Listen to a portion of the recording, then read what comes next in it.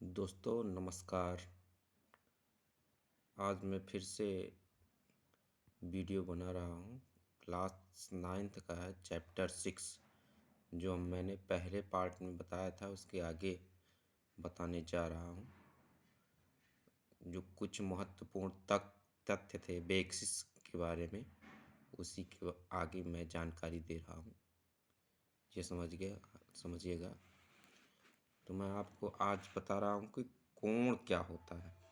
इसके पीछे मैंने आप सभी को बताया था, रेखा, बिंदु इत्यादि के बारे में, भुजा, ये सब क्या होती है इसकी जानकारी मैंने दी थी। आज कोण के बारे में आपको बता रहा हूँ। जब दो किरणें एक ही अंत बिंदु से प्रारंभ होती हैं तो एक कोण बनता है।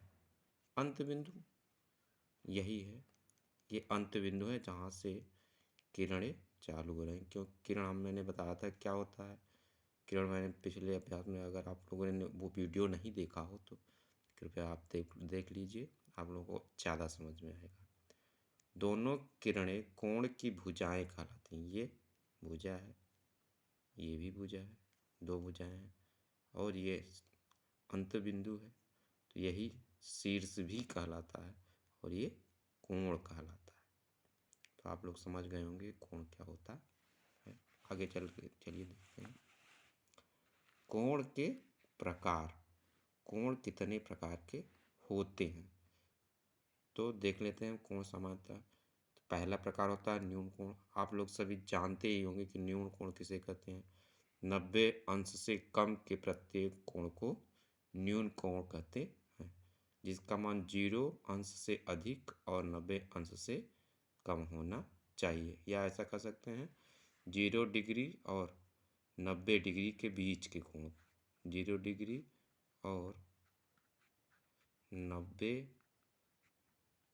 डिग्री के बीच का प्रत्येक कोण न्यून कोण कहलाता है। आइए नेक्स्ट देखते हैं समकोण क्या है। 90 अंश का प्रत्येक कोण समकोण कहलाता है, ये आप सभी जानते ही होंगे। अधिक कोण 90 अंश से ज़्यादा और 180 अंश से कम। 90 अंश से ज़्यादा और 180 अंश से कम का प्रत्येक कोण अधिक कोण कहलाता है। ऋजु कोण 180 अंश के प्रत्येक कोण को ऋजु कोण कहते हैं। 180 अंश के प्रत्येक कोण को ऋजु कोण कहते हैं, यानी जो सीधा रहेगा उसके किसी बिंदु पर, आप चाहे यही बिंदु ले लीजिए, वो नाम रख देते हैं, तो यहाँ पर जो है 180 अंश का कोण बनेगा। ठीक, आगे चलते हैं प्रतिवर्ती कोण। अब प्रतिवर्ती कोण क्या कहलाता है। प्रतिवर्ती कोण ऐसा कोण होता है जो 180 डिग्री से अधिक और 360 डिग्री से कम का होता है। 180 डिग्री से अधिक और 360 डिग्री से कम के प्रत्येक कोण को प्रतिवर्ती कोण कहते हैं। समझ गए ना। तो प्रतिवर्ती कोण जैसे मैंने कहा कि 60 अंश का प्रतिवर्ती कोण बताइए, तो जो यहाँ से यहाँ तक का कोण है वो प्रतिवर्ती कोण कहलाएगा। अब इसका प्रतिवर्ती कोण कितना हो गया। अब 360 में से एक केवल 60 घटा देंगे तो कितना हो जाएगा 300 डिग्री। अब देख लीजिए ये 300 डिग्री 180 और 360 के बीच में भी है, और इसके यहाँ से यहाँ तक बन रहा है। यही कोण आपका प्रतिवर्ती कोण कहलाएगा। प्रायः परीक्षाओं में यही पूछ लेता है, कंपटीशन की परीक्षाओं में, और आपकी जो ईयरली एग्जाम होते हैं वो इसमें पूछ लेता है कि प्रतिवर्ती कोण कितने का है, कितने अंश का प्रतिवर्ती कोण बताइए।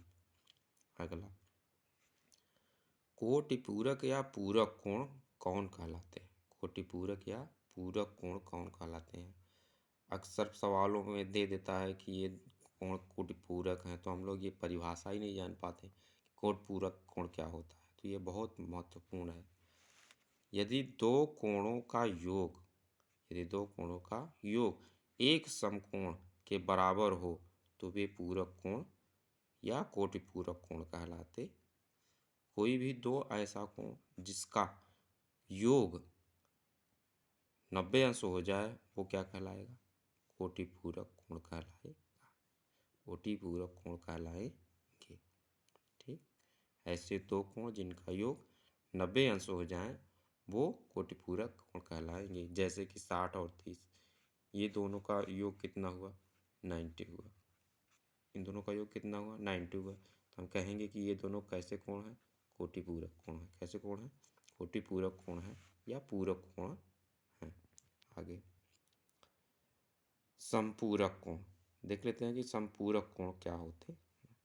इसी प्रकार यदि दो कोणों का योग 180 के बराबर हो तो वे कोण समपूरक कोण कहलाते हैं।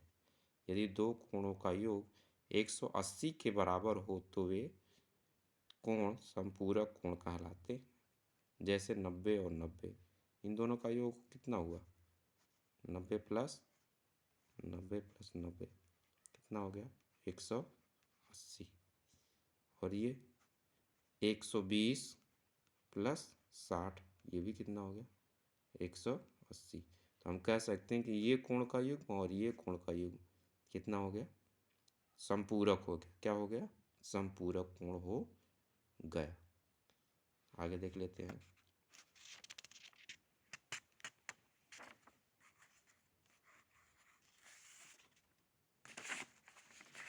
आसन्न कोण किसे कहते हैं? आसन्न कोण कोणों का ऐसा युग्म जिसमें एक उभयनिष्ठ शीर्ष हो और एक उभयनिष्ठ भुजा हो। वे भुजाएं जो उभयनिष्ठ नहीं हैं, उभयनिष्ठ भुजा के विपरीत और स्थित हों, वो कैसा कोण कहलाता है?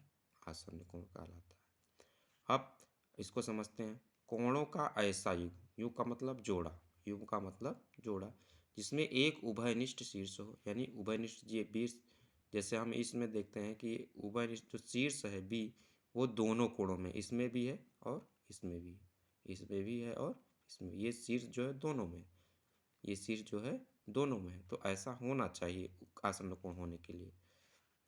और ये भुजा जो बी डी भुजा है, ये कैसी उभयनिष्ठ, यानी अगर इस कोण को कहेंगे तो भी बी डी भुजा आएगी और इस कोण को कहेंगे तो भी भुजा आएगी। और ये जो दोनों विपरीत भुजाएं हैं, इस भुजा के विपरीत हैं। ये देखिए ना, तो इसमें ये दोनों अउभयनिष्ठ भुजाएं, ये उभयनिष्ठ नहीं है और भुजा बी डी के विपरीत स्थित है। तो ऐसा होना चाहिए। अगर ऐसा है तो हम कह सकते हैं कि कोण ए बी डी व कोण डी बी सी दोनों कैसे कोण हैं? आसन्न कोण है। कैसे कोण है? आसन्न कोण है। ठीक, यदि ये दोनों कोण आसन्न कोण है तो इस स्थिति में कोण ए बी सी का मान कोण कोण ए बी डी व कोण डी बी सी के योग के बराबर होगा। यदि ऐसा है तो आगे देखते हैं। कोणों का एक रैखिक युग्म, ये तो आसन्न कोण हो गया। अब कैसे ऐसे कोण कौन होंगे जो रैखिक युग्म बनाएंगे?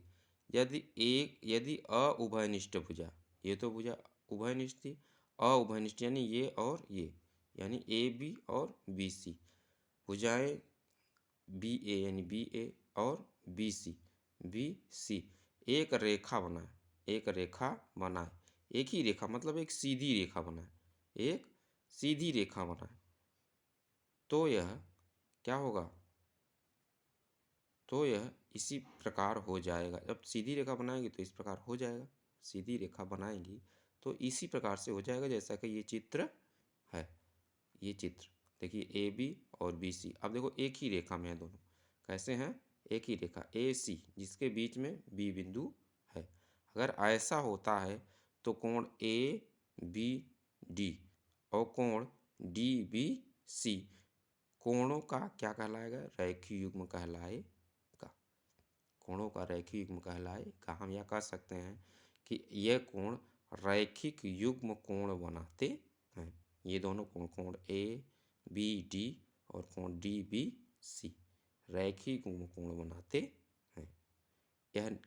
यह इस प्रकार से भी हो सकता है जैसा कि ये नीचे वाला जैसे ये नीचे वाला देख रहे हैं, देख सकते हैं आप लोग, ये जैसे इस स्थिति में भी हो सकता है कि ये ऐसे अभी सीधा था, ये तिरछा भी हो सकता है, लेकिन एक ही बात इनमें रहेगी कि ये ए भुजा ए और सी सीधी होगी और इसके बीच में कहीं कोई बिंदु होगा जिस पर डी आगे बढ़ा होगा, चाहे जिस भी परिस्थिति में हो, लेकिन ये रेखा सीधी होनी चाहिए। तब ये दोनों कोण कैसे कहलाएंगे? रैखिक युग्म कोण कहलाएंगे। अगर ऐसी परिस्थिति में तो दोनों कोण कोण ए बी डी व कोण डी बी सी रैखिक युग्म कोण बनाते हैं। दोस्तों धन्यवाद। आप लोग हमारे वीडियो जो हैं देखते तो हैं, लेकिन इसको सब्सक्राइब नहीं करते मेरे चैनल को। कृपया करके सब्सक्राइब कीजिए और ज़्यादा से ज़्यादा अपने दोस्तों में शेयर कीजिए ताकि उनको भी इसका लाभ मिल सके। जय भीम, नमो बुद्धाय, धन्यवाद।